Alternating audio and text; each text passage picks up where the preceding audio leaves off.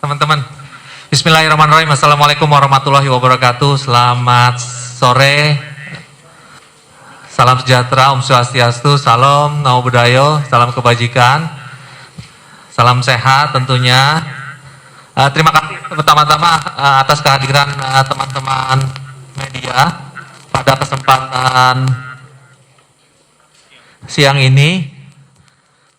Mohon maaf, pada akhirnya kami harus melakukan konferensi pers ini terkait dengan satu isu tertentu, karena kebetulan banyak sekali teman-teman yang meminta keterangan untuk hal yang sama, dan sekaligus saya menyampaikan mohon maaf tidak bisa kita respon satu persatu kemarin, karena begitu masifnya informasi yang ditanya oleh teman-teman, satu dua bisa disampaikan oleh kami, dan selebihnya sebagian besar tidak bisa kami layani.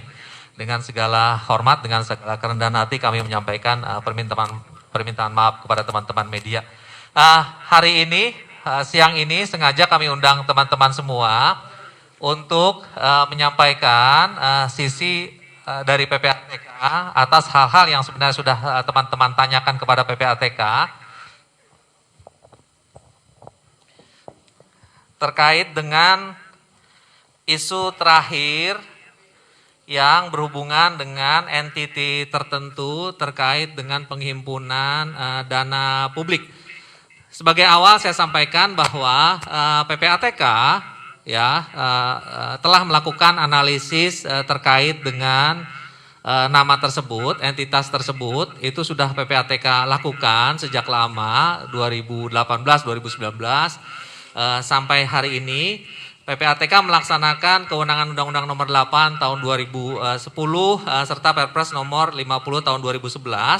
Kami melakukan penelusuran atas transaksi keuangan yang dilaporkan kepada PPATK, ataupun yang kemudian PPATK secara proaktif membutuhkan penanganan lebih lanjut terkait dengan isu-isu tertentu. Lalu perlu kami sampaikan juga bahwa terkait dengan kegiatan penghimpunan dan penyaluran bantuan dana misalnya itu harus dikelola dan dilakukan secara akuntabel sebenarnya. Aturan sudah jelas. Kita punya Perpres Nomor 18 Tahun 2017 yang pada intinya meminta setiap ormas yang melakukan kegiatan penghimpunan dan penyaluran sumbangan untuk melakukan prinsip-prinsip kehati-hatian dengan menerapkan know your donor. Jadi paham dan tahu siapa yang memberikan sumbangan. Nanti ini ada kaitannya dengan fakta-fakta yang akan kami sampaikan secara sekilas. Dan kemudian mengenali penerima, know your beneficiary know your beneficiary. Jadi kalau mau nyumbang itu siapa yang mau disumbang itu harus tahu gitu ya. Jangan sporadis begitu saja. Dan melakukan pencatatan dan pelaporan yang akuntabel mengenai penerimaan bantuan kemanusiaan tersebut Dan tentunya penetapan Perpres ini merupakan respon pemerintah atas tuntutan ataupun standar internasional di bidang TPPU dan TPPT, serta tindak lanjut atas peristiwa yang terjadi sekitar tahun 2016, di mana di situ kita lihat salah satu NPO di Indonesia bekerja sama dengan NPO di luar gitu yang ada di dalam UN list karena terkait dengan kegiatan terorisme. Oke, saya langsung jumping. Saya langsung loncat terkait dengan entitas yang teman-teman tanyakan. Tapi saya perkenalkan dulu, di sebelah saya ini ada Pak Sekjen saya, Pak Zainal, kemudian Pak Kepala Pusat Kemitraan, Pak Supriyadi. Di sini ada PLT Deputi Analisis dan Pemeriksaan, Mas Danang, dan di ujung sana ada Mas Fitriadi. Beliau adalah Direktur Hukum dan Regulasi Jadi berbicara mengenai entitas yang terakhir yang muncul ke permukaan karena ada salah satu media mengungkapkannya kepada publik dan menjadi berita utama, PPATK memang sudah melakukan kajian terhadap database PPATK dan itu sudah dilakukan sejak lama, dan PPATK melihat bahwa terkait dengan dana masuk dan dana keluar dari entitas tersebut pada periode yang dikaji oleh PPATK itu nilainya memang luar biasa besar Jadi sekitar 1 triliunan Jadi dana masuk, dana keluar itu per tahun itu perputarannya sekitar 1 triliun. Jadi bisa dibayangkan itu memang banyak. Lalu kemudian PPATK juga mendalami terkait dengan bagaimana struktur entitas tadi ya, kepemilikan yayasan, kemudian bagaimana mengelola pendanaan dan segala macam. Memang PPATK melihat bahwa entitas yang kita lagi bicarakan ini itu terkait dengan beberapa kegiatan usaha yang dimiliki langsung oleh pendirinya ya, dimiliki langsung oleh pendirinya. Ada beberapa PT di situ itu dimiliki langsung oleh pendirinya dan pendirinya termasuk orang yang terafiliasi karena menjadi salah satu pengurus gitu ya, senang ya. Lalu kemudian ada yayasan-yayasan lain tidak hanya terkait dengan zakat, ada juga terkait dengan kurban dan tentunya terkait dengan wakaf. Lalu kemudian di bawahnya lagi ada lapisan perusahaan lagi yang terkait dengan investasi. Lalu disitulah di bagian bawah itulah kemudian ada yayasan yang kita sebut dengan yang teman-teman tanyakan pada kesempatan ini terkait dengan yayasan ACT ya.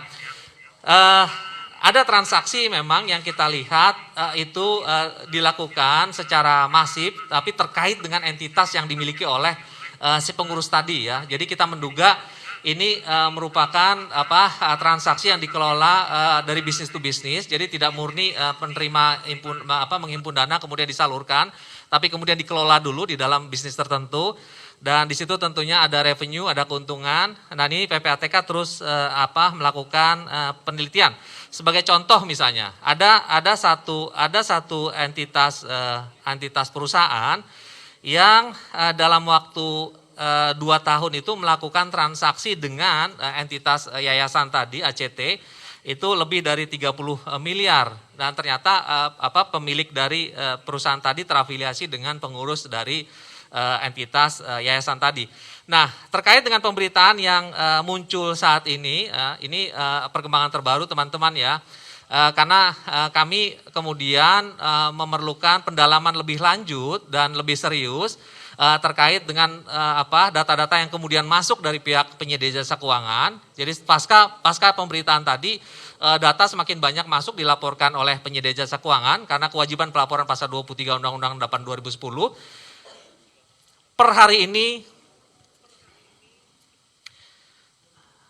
PPATK menghentikan sementara transaksi atas 60 CIF, atas 60 rekening atas nama entitas yayasan tadi di 33 penyedia jasa keuangan. Jadi ada di 33 penyedia jasa keuangan sudah kami hentikan ya. Lalu kemudian sebagai informasi kepada teman-teman bahwa ini kita tidak dalam kapasitas untuk mendiskusikan terkait dengan partisipasi publik untuk berbagi gitu ya. Kita mengencourage publik untuk terus berbagi, menyalurkan bantuan kepada saudara-saudara kita yang membutuhkan. Hanya pesannya adalah memang ada resiko apabila publik tidak paham kalau entitas tadi adalah merupakan entitas yang kredibel atau tidak, atau publik tidak paham pengurus-pengurusnya, atau publik tidak paham kemana dana tersebut kemudian dikelola oleh para pengurusnya gitu ya. Ini tidak hanya fokus terhadap yayasan tertentu. Ini adalah pesan secara khusus kepada masyarakat umum di luar dan bisa terjadi kepada semua kita ya, bisa terjadi kepada semua kita yang dilakukan oleh entitas yayasan manapun juga, sehingga memang harus ada kehati-hatian bagi publik tanpa bermaksud melarang ataupun tanpa bermaksud membatasi sumbangan-sumbangan dari publik. Karena memang itulah yang harus kita lakukan ya, berbagi, saling empati dan segala macam. Nah, berdasarkan laporan yang periode laporan 2014 sampai 2022 saja terkait dengan entitas yang kita diskusikan ini, PPATK melihat ada sekitar 10 negara yang paling besar ya terkait incoming, nerima maupun keluar ya. Ini banyak sekali pertanyaan dari teman-teman media. Ini banyak sekali pertanyaan dari teman-teman media terkait dengan entitas asing. Jadi PPATK melihat berdasarkan data yang ada lebih dari 2.000 kali ya, ada lebih dari 2.000 kali pemasukan dari entitas asing kepada yayasan ini. Itu angkanya di atas 64 miliar. Lalu kemudian ada dana keluar tentunya dari entitas ini ke luar negeri itu dalam lebih dari 450 kali, angkanya 52 miliar sekian, ya, angkanya 52 miliar sekian. Jadi memang kegiatan-kegiatan dari entitas yayasan ini ada terkait dengan aktivitas di luar negeri, ya, bantuan karena bisa dilakukan dimanapun juga, tidak hanya di dalam negeri tapi juga membantu saudara-saudara kita yang kesulitan yang ada di luar negeri. 10 negara, contohnya misalnya ada terkait dengan ini Jepang ya, ya Jepang, kemudian Turki, ya, Inggris, Malaysia, Singapura, Amerika, Jerman, Hong Kong, Australia, Belanda dan lain-lain. Ada lain-lain negara. Angkanya sekitar angkanya paling tinggi itu adalah hampir 21 miliar, 20 miliar lebih gitu ya, hampir 21 miliar. Nah, itu terkait dengan negara yang memang banyak sekali teman-teman menanyakan mengenai transaksinya ya. Tapi kita tidak bicara bahwa ada sesuatu yang salah dulu di sini. Lalu kemudian kita melihat jika transaksi yang dilakukan oleh yayasan ini senilai kepada pihak-pihak tertentu, ya dipotong nilainya paling rendah itu adalah 700 juta ke atas, itu kita melihat ada sekitar 16 entitas di luar negeri, ya, individu maupun lembaga asing yang menerima dana dan teraliri ya atau pihak terafiliasi. Kemudian 10 negara terbesar yang terafiliasi dana keluar adalah 10 negara yang terbesar itu antara lain itu adalah Turki ya, kemudian Ireland, Cina, Palestina, kemudian beberapa negara lain. Itu yang paling besar. Dan ada beberapa transaksi lainnya ya ada beberapa transaksi lainnya yang perlu dilakukan pendalaman lebih lanjut khususnya oleh teman-teman kita di aparat penegak hukum terkait karena diduga terkait dengan aktivitas terlarang di luar negeri sana baik langsung maupun tidak langsung. Lalu kemudian PPATK sudah mengirimkan hasil analisis kepada aparat penegak hukum terkait. Dan kita terus melakukan kerjasama dengan teman-teman aparat penegak hukum terkait dan per hari ini kita terus melakukan koordinasi dan teman-teman juga terus melakukan kajian lebih dalam lagi terkait dengan data-data yang dimiliki oleh PPATK yang dilaporkan oleh pihak perbankan kepada kita. Lalu terkait dengan nama-nama individu ya teman-teman. Sebagaimana telah kami sampaikan di depan tadi, PPATK melihat ada beberapa selain yayasan entitas yayasan yang melakukan pengelolaan dana, PPATK melihat ada beberapa individu di dalam yayasan tadi yang juga secara sendiri-sendiri melakukan transaksi ya ke beberapa negara dan ke beberapa pihak untuk kepentingan yang sekarang masih diteliti lebih lanjut. Misalnya salah satu pengurus itu melakukan transaksi pengiriman dana periode 2018 ke 2019 hampir senilai 500 juta rupiah ke beberapa negara seperti ke Turki, Kazakhstan, Bosnia, Albania dan India gitu ya. Jadi beberapa transaksi dilakukan secara individual oleh para pengurus. Dan kemudian ada juga salah satu karyawan ya melakukan selama periode 2 tahun melakukan transaksi ke pengiriman dana ke negara-negara beresiko tinggi dalam hal pendanaan terorisme seperti beberapa negara yang ada di sini dan 17 kali transaksi dengan nominal 1,7 miliar. Antara 10 juta sampai dengan 552 juta. Jadi kita melihat bahwa masing-masing juga melakukan kegiatan sendiri-sendiri ke beberapa negara. Secara singkat mungkin itu yang bisa saya sampaikan kepada teman-teman. Itu poin-poin yang harus kami sampaikan karena itulah pertanyaan-pertanyaan yang teman-teman ajukan kepada PPATK, kepada kami semua. Kepada saya langsung ataupun kepada teman-teman kami di sini, kami rangkumkan semua pertanyaan dan semua pertanyaan kami upayakan bisa terjawab pada hari ini. Intinya teman-teman, PPATK sekaligus mengingatkan kepada diri kami sendiri ya, termasuk kepada kita semua bahwa dalam rangka melakukan sumbangan, memberikan bantuan ataupun memberikan charity gitu ya kepada pihak-pihak tertentu, kita perlu aware terkait dengan pengelolaan dananya, yang pengelolaan dana kita tadi, apakah benar itu ditujukan bagi memberikan bantuan kemaslahatan umat atau kemudian dipergunakan untuk kepentingan-kepentingan lain. Resiko tetap ada, tapi sekali lagi mohon ini tidak ditanggapi sebagai upaya untuk membatasi bagaimana sumbangan itu disalurkan, bagaimana kebaikan itu harus diberikan kepada saudara-saudara kita yang membutuhkan.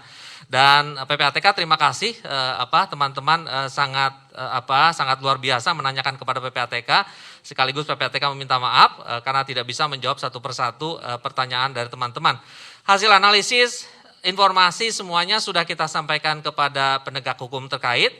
Kemudian PPATK harus menghargai langkah yang sudah dilakukan oleh teman-teman penegak hukum, dan kami siap untuk terus membantu.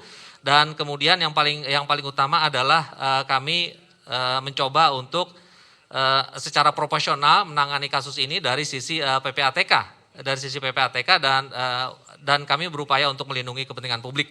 Dan insya Allah apa yang kita lakukan ini nanti akan terus berkembang, akan terus kami informasikan kepada teman-teman dalam kapasitas kami. Tapi sekali lagi, per hari ini ada beberapa penghentian transaksi yang sudah kita lakukan untuk pendalaman lebih lanjut berdasarkan kewenangan yang kami miliki di Undang-Undang Nomor 8 Tahun 2010, khususnya Pasal 44. Demikian yang bisa saya sampaikan. Berikutnya mungkin ini tanya jawab ya? Atau tidak ada tanya jawab? Tanya jawab. Iya. Iya, silakan.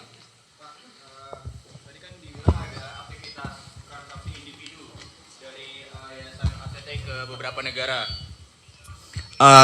Kalau boleh disampaikan Pak, itu individu-individu yang melakukan transaksi secara pribadi ke luar negeri, jabatannya apa di ACT itu Pak? Apakah petinggi atau stafnya atau bagaimana? Dan juga negara-negara yang menerima transaksi dari ACT tersebut apa aja Pak? Boleh disebutkan Pak detailnya? Terima kasih. Dari media? Fandi dari Detik Pak, Detikcom. Oke Mas Fandi, jadi pihaknya itu ada admin ya, adminnya, lalu kemudian ada staf akuntan gitu ya, lalu kemudian ada karyawan, biasa saja. Jadi itu. Negara-negara tadi sudah saya sampaikan di awal, itu ada seperti Turki, Kyrgyzstan, Bosnia, Albania, dan India gitu ya. Salah satunya itu, salah satu pihaknya mengirimkan ke wilayah sana. Lalu kemudian ada juga ke Bangladesh, ke Nepal, ke Pakistan gitu ya.